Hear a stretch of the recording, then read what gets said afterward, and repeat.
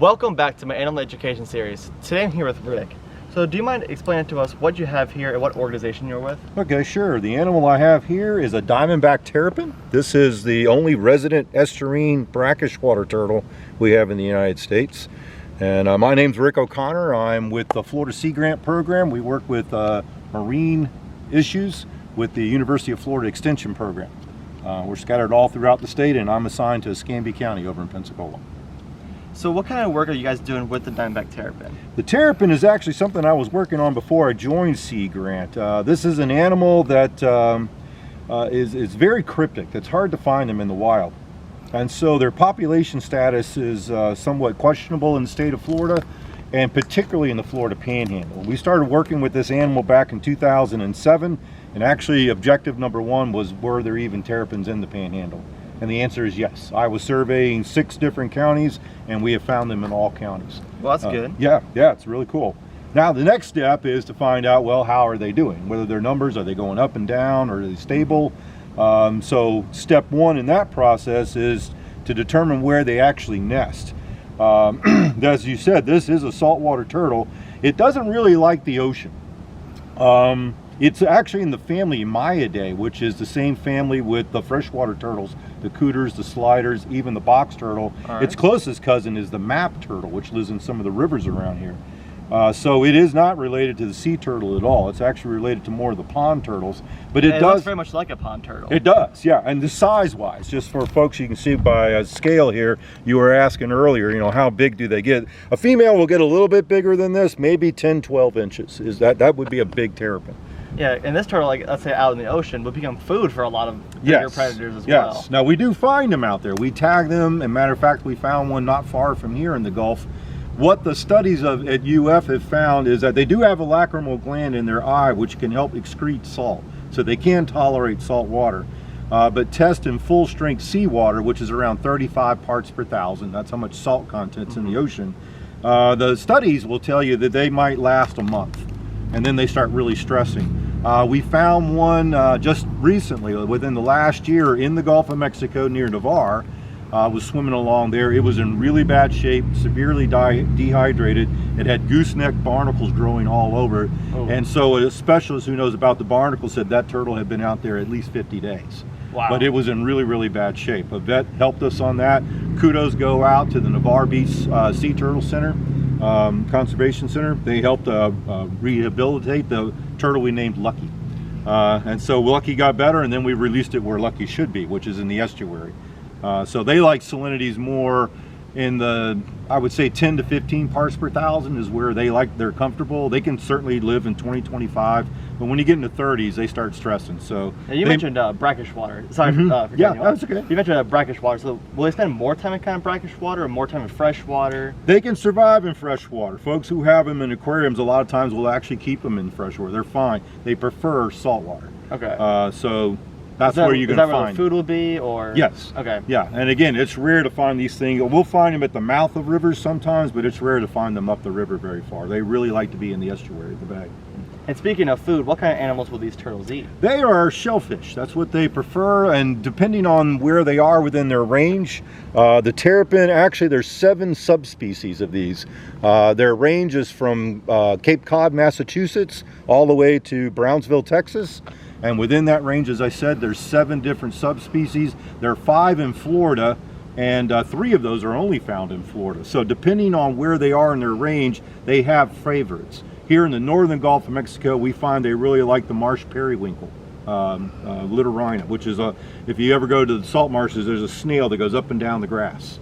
And actually at high tide, it goes up the grass to avoid these guys and to avoid blue crabs. But that's what we find most in their stomachs when they're feeding. But they'll eat crabs, small crabs. They'll eat clams, mussels, things like that too. They're shellfish eaters. And are these guys mostly found on the coast, since we mentioned brackish water? So yes. Along the huge range, it's only along the coastlines? Right. And generally inside, they don't really swim around in the open bay, as you mentioned earlier. It's not a big animal. There are certainly predator issues. Most of the predation is on the young ones. Once they get old like this, there's not that many. Tiger sharks are known to eat turtles. We do know that bald eagles will take a few if they get the opportunity to do that. But to avoid all of that, they tend to go up into the marshes themselves, or in South Florida, the mangroves. So they'll spend time in the mangroves. Yeah, I imagine down in the Everglades there's plenty of opportunity for these guys in the brackish areas. Yeah. I'm not sure the salinity level of the Everglades. It's a little higher than what we have here, but they're fine with that. That's good, because as long as they have plenty of habitat to go into. Sure, yeah. So within that large range, do you notice any significant differences between the subspecies? Morphologically, yes. You'll see some coloration. This one right here is the one we call the ornate terrapin. You'll notice the skin, it's kind of faded a little bit, but these spots on the scutes here are orange. Just a little bit west of us, and you'll notice the head is real white and there's no real markings on it. Just a little bit west of us, closer to Pensacola, is the Mississippi terrapin. It does not have these orange spots, and the skin is a little bit darker, and whether it's a male or female, around that upper jaw there, you'll see what I call a mustache. It looks like they've got a mustache. So as you move up and down the coast, there's the northern terrapin, the Carolina terrapin, the East Coast terrapin, the mangrove terrapin. This is the ornate. This guy, its range is from the Florida Keys up to Choctawhatchee Bay, where we are now. And then you got the Mississippi terrapin, and then there's one called the Texas terrapin. So what is the main advantage for camouflage with the, if camouflage would even work, for this skin coloration here? Believe it or not, and again, there's a variety. Sometimes you'll see spots, sometimes you'll see stripes on these guys.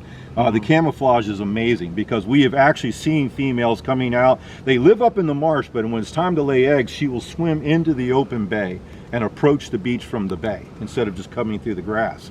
So once we see them up on the beach, we know they're nesting, and sometimes they spot us and they take off and run into that marsh grass. And me and my volunteers have gone down there to take a look for them, and we have to hunt. It's amazing. I've got a couple of photographs of them sitting in the marsh. You'd be surprised how well they blend in. Yeah, like now thinking back, like if they go into like the beaches and from the bay with the light coloration, with like the lighter sand and down in the water, and if anyone's ever tried to look in water at the beach, it's not very clear under there anyway. So I could definitely see with rocks and the lighter sand how these guys can just completely hide from your view under there. Yeah. Like at first glance, you would think a white-skinned turtle would not be able to hide very well. But. Well, again, we know the animal lives in the panhandle. I've talked to old timers who used to be gill net fishermen around here, if they've ever seen it, because when I started trying to answer that first question, or even here, they had no idea what I was talking about. Many folks here along the Florida panhandle have never heard of a terrapin, and if they did, it's the mascot of the University of Maryland. It's not something that lives in their backyard. But then you show them one. I've had a couple of old timers tell me, like, oh yeah, I've seen those. They didn't know what it was. They just called it a turtle. So we don't know. They hide very well. They do a good job hiding and staying away from us. Are these turtles endangered, or like hopefully the ideal answer is least concern? But yep. In parts of their range, I'm trying to think. It's not. I want to say it's Rhode Island. It's one of the states up there near the Chesapeake. I want to say it is Rhode Island, listed as an endangered species. Every state, it's not federally listed at all, but each state has a different classification. And currently, right now, it's listed at least as a species of concern in every state but Florida.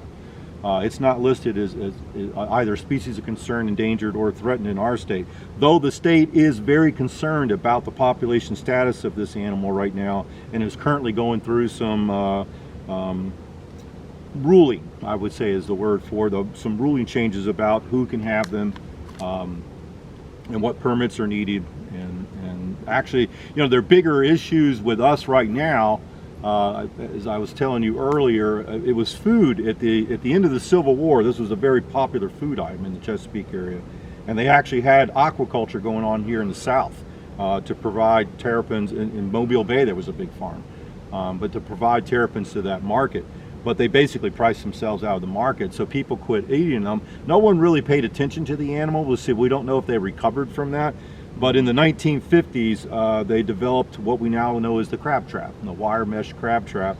And these guys do have a habit of swimming into those. And then the other problem is, now that they are in those swampy, marshy areas, we're beginning to move into those areas and bringing with them we're building roads and highways that make it easy access for some other predators. I would say here, one of the bigger issues we're having are raccoons. They actually dig up anywhere from 80 to 90% of the nest. Really? That's a pretty high number. Yeah, it's a high number. So we're not sure exactly how to manage that. Again, there needs to be more study on how they're coping with this, I do know they hide in a lot of isolated areas. There are a lot of islands in the salt marshes that we see them nest on. And so they may be trying to adapt to that right now, you know, how to avoid the raccoon. But the raccoon's a big problem for them. Would you say that raccoons are probably the biggest problem facing the Here terrapins? locally, I would. I mean, again, we do occasionally find them in crab traps. We do, but I see bigger issues with the raccoons. I know in other parts, like in Georgia and some parts of the Chesapeake, they've developed so much around the marshes that the only high dry ground now for them to lay eggs are on the highways.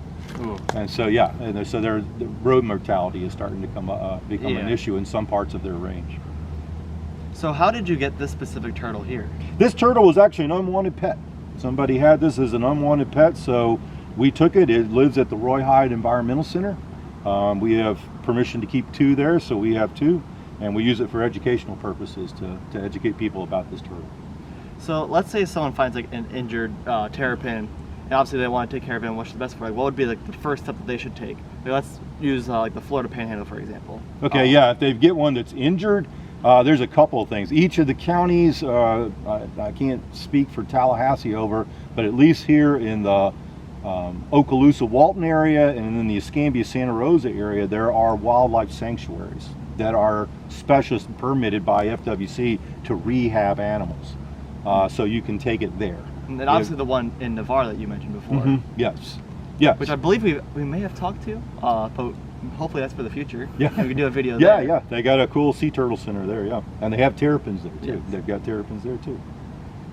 But that's what you would do. That would you call one of those rescue places, and they're not really rescues. I hate to say that. It's more of a rehab. Rehabilitation They're really center. rehab centers is what they are. Their intent is to get them back out in the wild. Yeah, like the one that had all the barnacles on it. Right. So we got lucky back out there. A wild animal, help it out, put it back out in the wild. Right. And hopefully continue to breed out in the wild and continue the success out there. That's what we hope. And thank you guys so much for watching this week's video. Don't forget to leave a big thumbs up down below, subscribe to my channel, and as always, I will see you next week.